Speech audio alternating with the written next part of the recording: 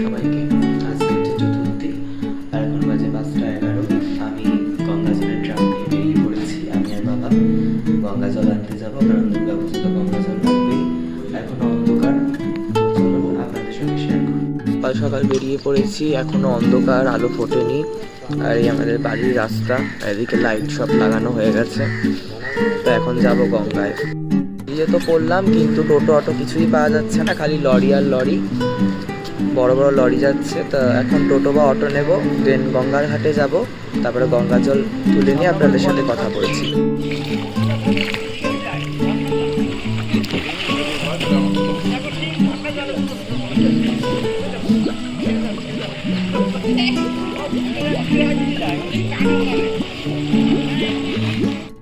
গঙ্গা জল নিয়ে নেমে পড়েছি, আর আকাশে আলো ফুটে গেছে। তো এখন গঙ্গা জল নিয়ে যাব, ছাদে গিয়ে রাখবো, দেন তারপরে একটু বিশ্রাম করব। বেলায় আবার লাইটিংয়ের লোক আসবে, লাইট লাগাবে, লাইট লাগানো আছে, জাস্ট কানেকশনগুলো করবে। আর তারপর যাব ঠাকুর আনতে, তখন দেখা হচ্ছে। সকালবেলা তো গঙ্গা জল আনতে গেছিলাম, আপনাদের সাথে শেয়ার করেছি। তারপরে আর শেয়ার করা হয়নি, এতটাই ব্যস্ত ছিলাম।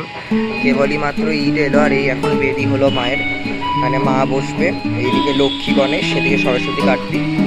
আর চালিটাও একটু উঁচু করেছি ইট দিয়ে, কারণ ঠাকুরের অ্যাকর্ডিংয়ে তো চালিটা বানানো হয়েছিল। ঠাকুর যখন বাড়ছে তার চালিটাও একটু উঁচু করতে হতো।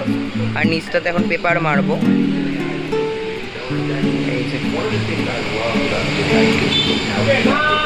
আর এদিকে কালকে রাতেই সব বাসন মেজে এখানে পরিষ্কার করে রেখে দিয়েছিলাম।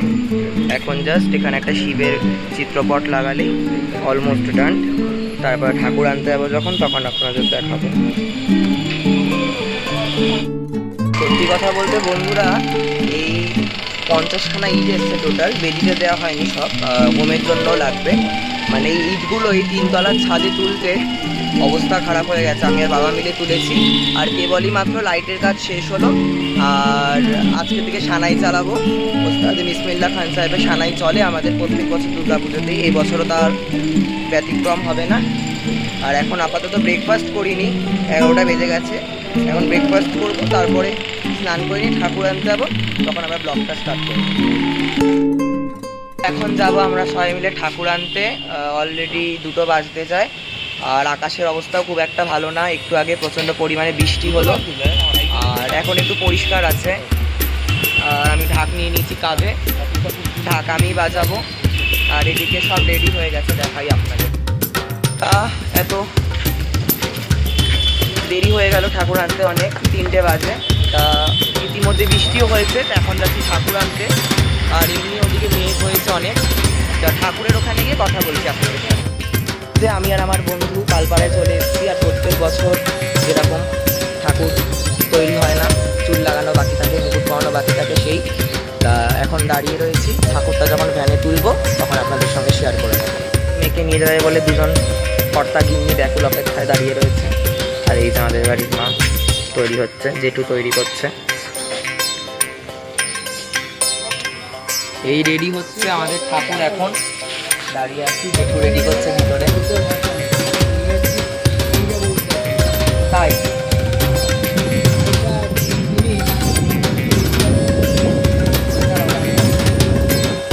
তো মা দুর্গা দিকে রেডি।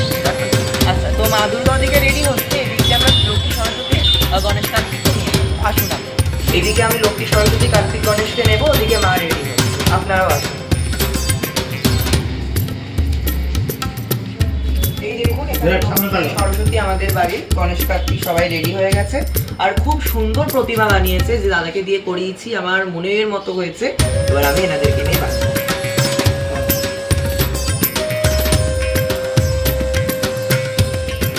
এই তো মা এদিকে রেডি হচ্ছে, এই যে জেঠু দেখছেন, এই জেঠু রেডি করেছে সবটা। আর ওই যে দাদা, ওই দাদা বানিয়েছে, জেঠু রং গয়না আদি করেছে। ইতিমধ্যে মাকে এবার আমরা ভ্যানে তুলে নিয়ে যাব। দাদা তাকিয়ে মুচকি মুচকি হাসছে। তুমি ইউটিউবে দেখা যাবে গো তোমাকে।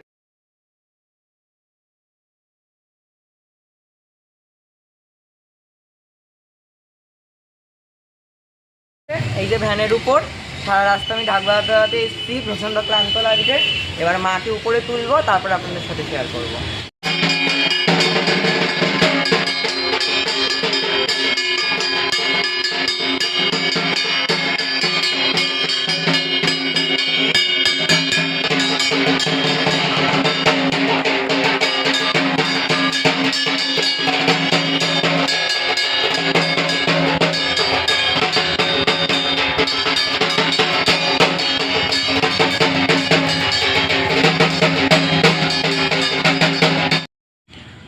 উপরে এসে সবাই বরণ করে নেওয়ার পরে আমি একটু মাকে নিজের মতো করে বরণ করে নিলাম।